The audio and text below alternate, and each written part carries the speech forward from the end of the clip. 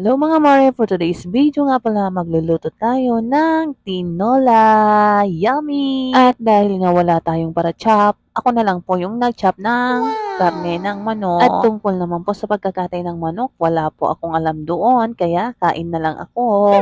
Cha! Okay na yung nagluluto na ako mare, hindi na ako yung magkakatay, di ba? At tungkol naman po sa pagluluto mga mare, okay lang din yon, basta may maluluto, di ba? At habang nag-chop ang mare nyo, magmarites muna tayo dito.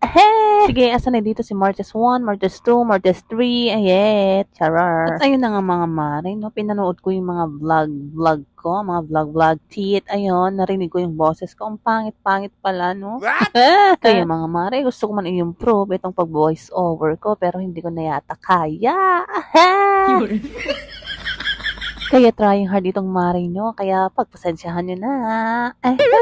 Ayan mga mare, tapos na natin i-chop. Ayan, ito na yung mga sahog. Number 1 dyan is ang ating luya. So, kasi sa tinola is yung maraming luya. And ayan, lalagyan natin ng sotanghon mamaya. And maglalagay din tayo ng chicken broth cube.